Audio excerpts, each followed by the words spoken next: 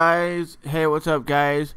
We're talking about Renan Barao gonna be getting a rematch for his 135-pound title.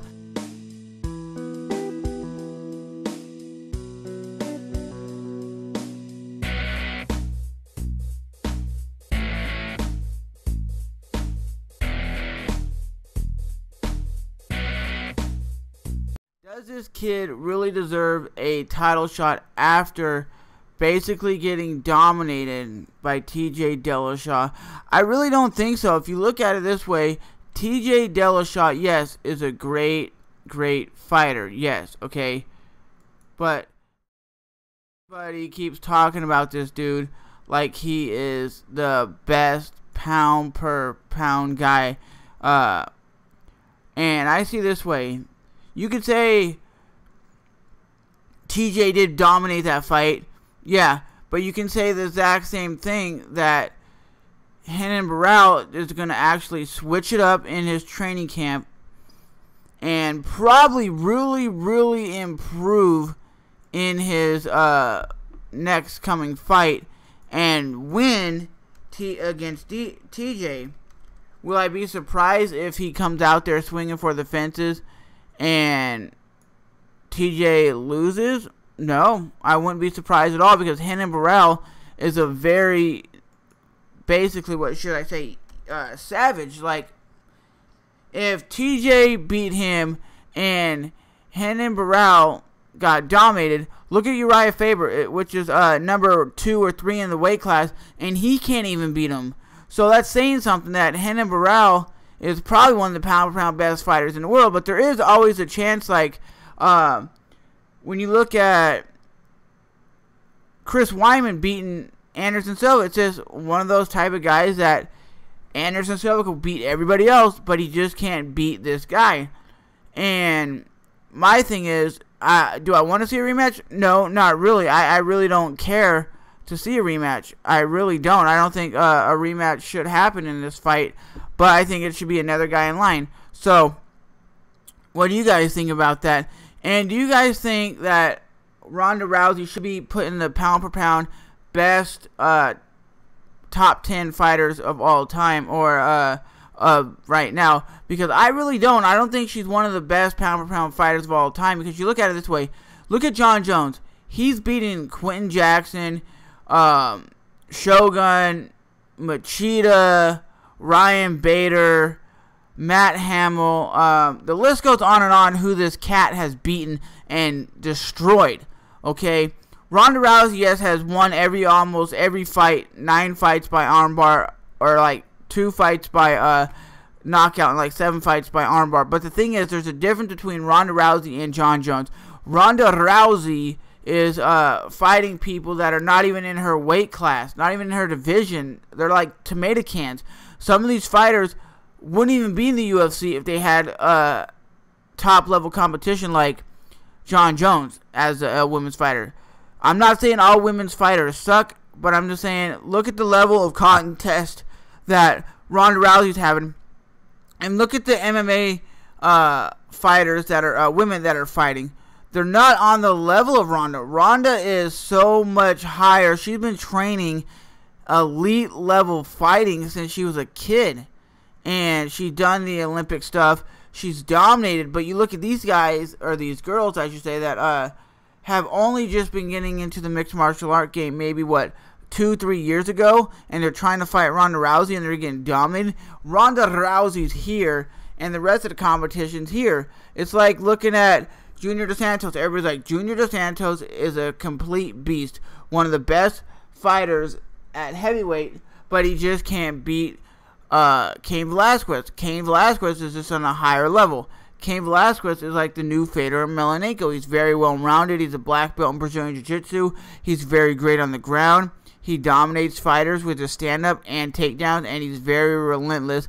And people keep complaining that Nick Diaz wants more money, and I think if you deserve the money, or you think to yourself you deserve the money, you should fight.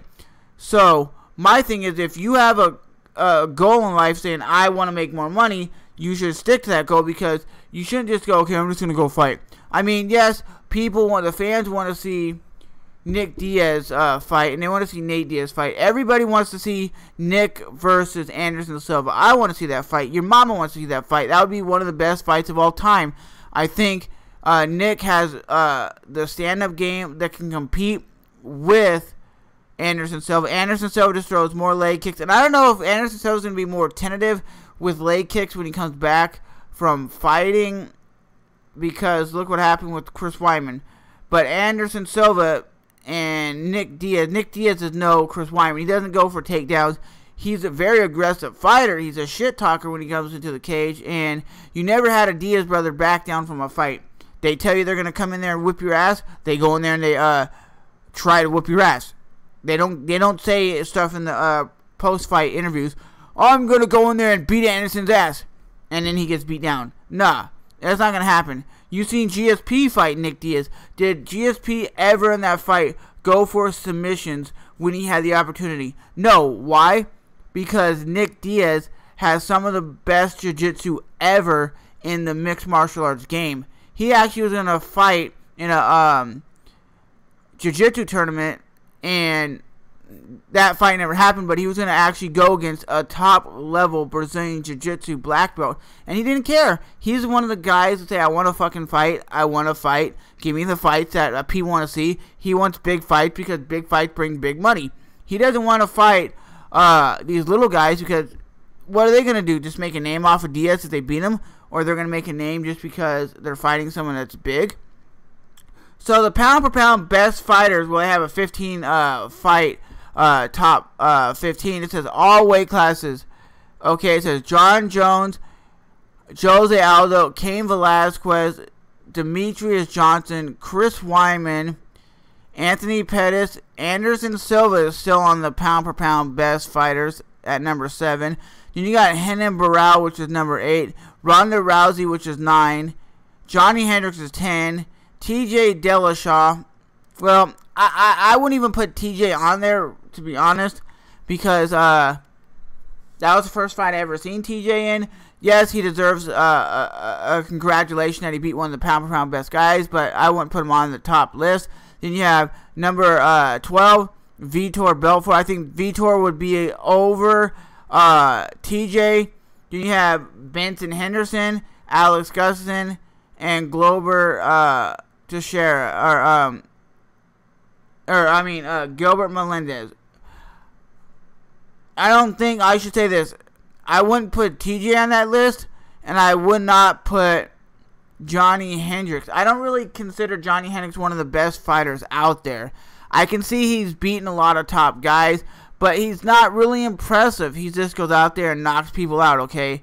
And he has good wrestling. He does not have the well-rounded game of submitting people. He's not as aggressive as someone like a Cain Velasquez. Demetrius Johnson, I don't know what it is about him. He's a great fighter, a fucking phenomenal athlete.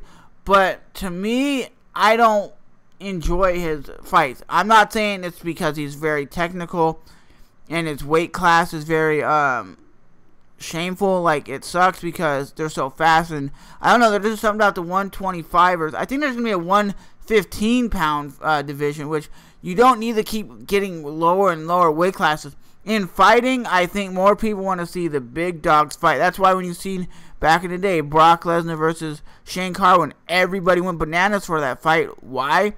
Because that fight was two 265-pound men clashing, and you seen what Shane Carwin did to Brock Lesnar. If it was any other ref that night, Brock would have lost that fight. Dramatic fashion.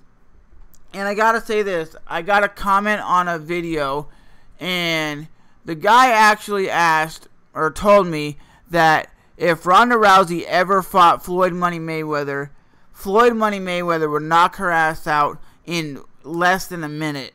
Ronda wouldn't even have a chance to grapple. And I'll say this, if it was a straight boxing match, I honestly think Ronda Rousey would not have a chance whatsoever. But if it was a straight mixed martial arts fight or kickboxing, I think she would have a hell of a good time. Because look at it this way, Floyd Money Mayweather comes in there like ready to box, right? The first time he gets kicked in the leg, just he's going to be like, whoa, whoa, whoa. Because you can get kicked. Let's say I go up as a normal dude and kick you in the leg. It's not going to hurt that bad. But if you have a Ronda Rousey or someone like a Cain Velasquez just chop your leg like a really high quality Muay Thai kick, you're going to buckle or you're going to be like, fuck, that hurt. Because he's not used to being on his back. He's not being used to standing up with somebody that can grapple you. And yes, I used the term in that video that James Toney got taken down by Randy Couture, and they're like, whoa, that's a washed up fighter. You see what he did. James Toney came in there with a boxing stance and was on the ground with Randy and had no idea what to do. He was like a fish out of water. And I'll say this. You could take a low-level MMA fighter, probably someone like Demetrius Johnson, 125. He could beat Money Mayweather. And you guys are like, nah, he would lose. He would shoot in and take him down and ground and pound him. And if you've never had a high-level wrestler or a high-level grappler on you, it's hard to get you off. You don't know how to buck. You don't know how to do switch into full guard or half guard. You don't know any of that. You're just sitting there with your arms behind the guy like this. That's not doing something when the guy is pounding on you or he goes for a submission because you just don't know how to, what should I say, defend yourself. Okay, like me. When I went and trained with a friend of mine who's a Brazilian Jiu-Jitsu black belt and a very high quality Muay Thai striker, okay, you know what happened? I got taken down, okay, and I was like, hey, I'm going to get back to my feet right away. I'm going to scramble. What did he do? Got me in an arm bar like I didn't even know what the hell happened. I got taken down before I had the chance to even know, like, to kick my, put my legs on his hips to kick him back so I can get up. I was already tapping, and I was like, what happened? He goes, well, I told you I could tap you out in under a minute, and that was the truth because I don't train Brazilian Jiu-Jitsu. And when I was actually training kickboxing with my brother, and they said, hey, we're going to see what level you're at as a striker, because I trained some karate in the past and some boxing, or kickboxing I should say, but I'm not like, I wasn't a avid striker. I wasn't a guy who's trained for a long period of time. So I was like, yeah, I'll go and spar. I put the headgear on. I went up like this. I threw one punch. This dude threw a high kick, hit me, and I fell. And I was out. And I was like, what the fuck happened? He goes, I kicked you in the head. And because I wasn't a trained fighter, I got knocked out easy. But if I was a trained fighter, I would know to block, know to kick. It's different to train than it is just to sit there and go, well, I could go in the cage, and I could beat Anderson Silva. I can go in the cage, and I could dominate fighters from belt to belt. Really? You couldn't do shit, son. There's a difference between being in the cage, talking about fights, and actually training. I could sit there and say I train every day, but I wouldn't get in the fucking cage against somebody like a Chris Weidman or an Anderson. Those guys are animals. So, with that being said, what do you guys think of TJ Dillashaw versus Renan Barao 2? You think it should be Renan Barao 2 versus TJ, or do you think TJ should actually be able to defend it against somebody else? And do you guys think the UFC should stop giving automatic rematches? Look at this shit. You had Frankie Edgar, automatic rematch like 4 or 5 times, okay? Yes, Frankie Edgar is one of the best guys in the lighter weight classes. Everybody wants to think they want to see Frankie Edgar versus Uriah Faber. I think that would be a great fight. They're two high-level strikers, great wrestlers. I think the more well-rounded fighter would have to go to Faber.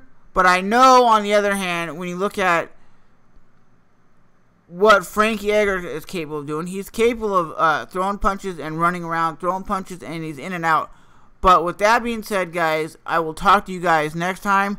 But do you guys really think Ronda Rousey should be in the top 10 of the UFC's heavyweight, or top 10 of the UFC's pound-per-pound best fighters, because she's undefeated, dominating fighters? But my take is there's nobody on her class. There's Chris Cyborg that the UFC needs to fucking sign and give her the title shot. You look at fighters that they're going to sign. Gina Carano.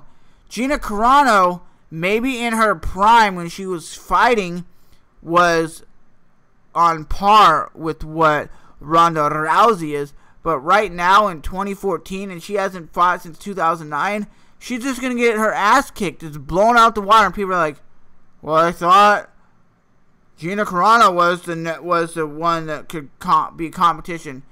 No, I don't think she's competition, and I don't think she should get a title shot, and I think she's just going to come in there and get hurt. That's the truth. It would be like having Randy Couture come back at 50 and say, well, you can compete at light heavyweight, right? And he go, well, it's still trained. And then he goes in there and gets his ass whooped. And he go, well, your time has passed. I think that's the same thing for Gina Carano. Her time has passed as a mixed martial artist. There's a difference, guys, between training your ass off and actually competing with the best fighters in the world. I will see you guys in the next one. Thanks for watching, as always. Deuces.